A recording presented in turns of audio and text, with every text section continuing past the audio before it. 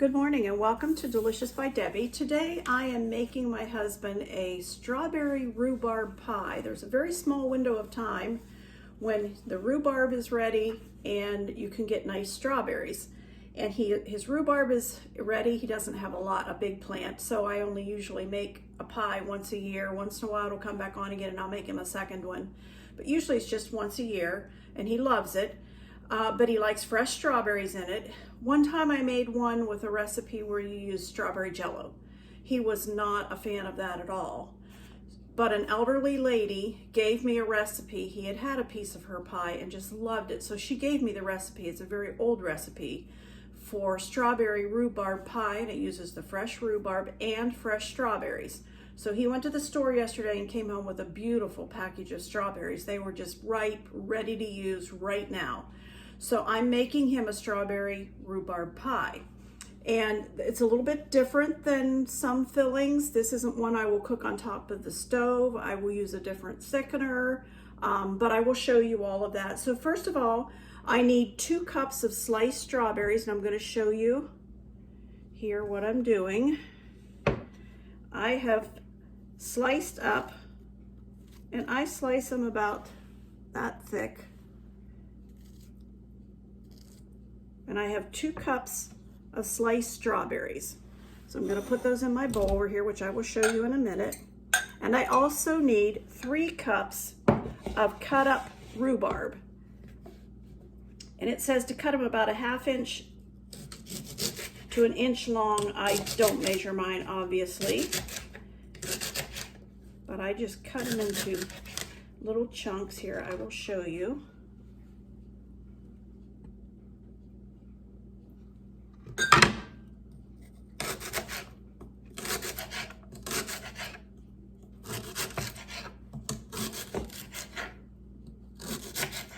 And if it's a big piece of rhubarb like this, that's a pretty thick piece, I will cut that again in half just to make it thinner and it doesn't take as long, it'll cook up better. So if it's a thick piece, that's what I do. But most of his were not that big. All right, and I have a measuring cup here, and I have 3 cups of my cut up rhubarb, so I'm going to put that in the bowl also. And then I need a 1.5 cups of sugar.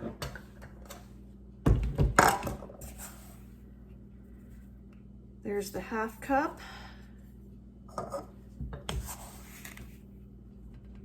And the 1 cup. The only other thing that I put in this now is 3 tablespoons of quick cooking tapioca. Now I bought this, I don't know, a number of years ago in an Amish bulk store, and it's called granulated tapioca. And this calls for 3 tablespoons of that because that will be your thickening agent. You won't put flour or anything else in it. You will put these 3 tablespoons of tapioca. And that really is the only pie I make that uses tapioca. I can remember my mom making cherry pies and using tapioca as a thickener, but this is the only one I make that calls for the tapioca to thicken it. So I'm going to mix that all up, and I'm going to let that sit while I get my crust ready.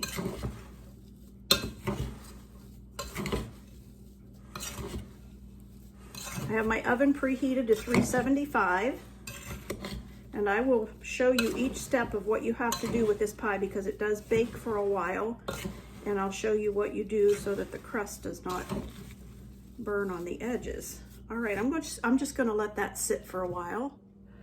Okay, we are back to finish our strawberry rhubarb pie. I have made my pie crust, same recipe. Since it's 2 crust, it's 2 cups of flour, 2/3 cup of Crisco, and 1/2 teaspoon of salt, 10 tablespoons of water added a few at a time until it's the consistent. Not always do I have to use the full 10 tablespoons, and my grandma told me it depended on the weather. I don't know if that's true or not, but I have the bottom crust here. I have the top crust rolled out, and we have our strawberry rhubarb filling. I'm gonna put that into the pie shell. Now that it's ready to go. And this is thickened with the tapioca, which will thicken as it cooks too.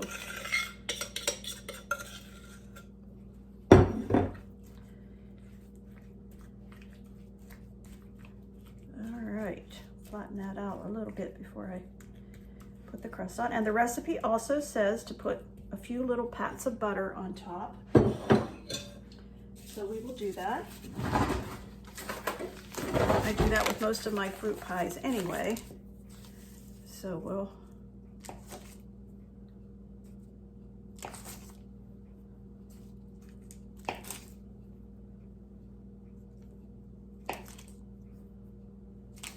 all right.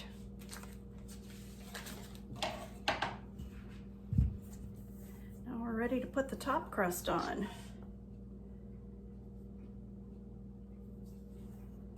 Okay, press the edges a little bit.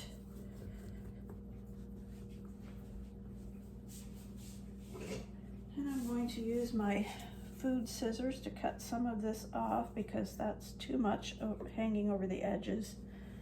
I don't want that thick of a crust. I can tear it off or I can cut it off, and I decided today I'm going to cut it off. And then we're going to seal the edges and flute them, like I've showed you on my other pies. All right. That should be about right. And I like to go around and pinch the top crust and the bottom crust together. This is a pie that tends to leak out because you never know, how juicy the strawberries are going to be and the rhubarb. All right, now I'm going to turn it under.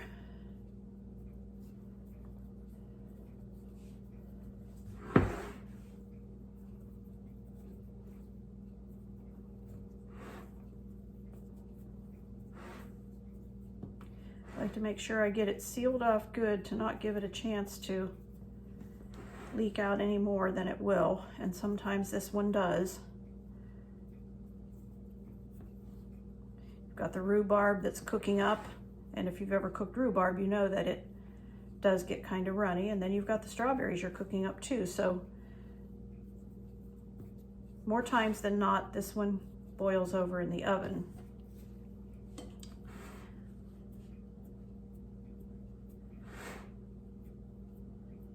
All right, now I'm just fluting the edges, these two fingers and this one,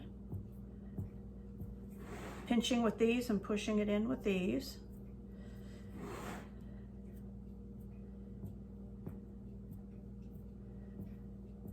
All right.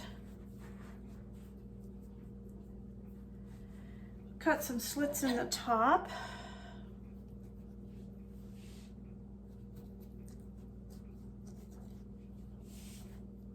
Give it plenty of room for steam to escape. Put a little bit of sanding sugar on top.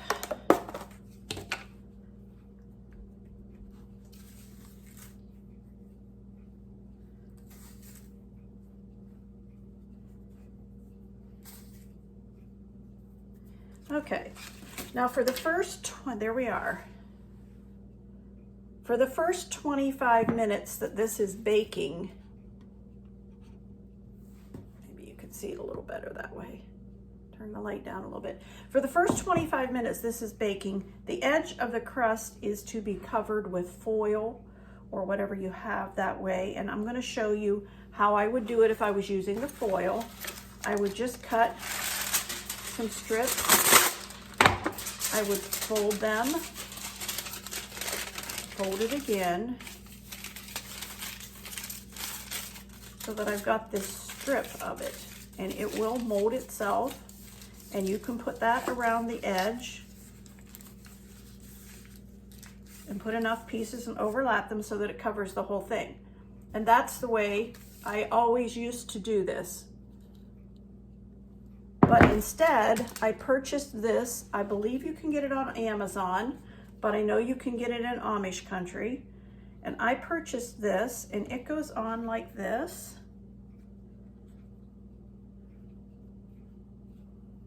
And it has a little hook here, so it will hook into a groove to fit whatever size pie you have. There's that little hook. So that covers that pie crust, and for 25 minutes, it'll bake that way at 375.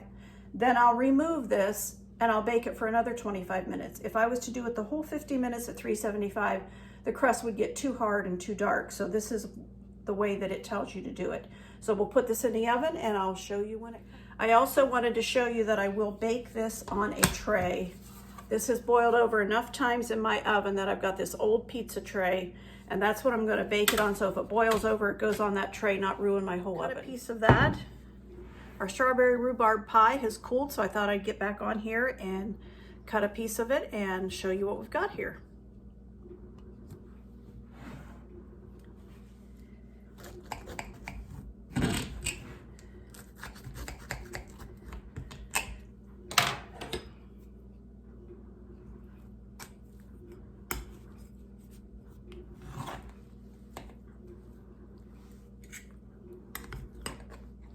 Still slightly warm, so it's a little bit runny, and it always is runny with the fresh rhubarb and the fresh strawberries.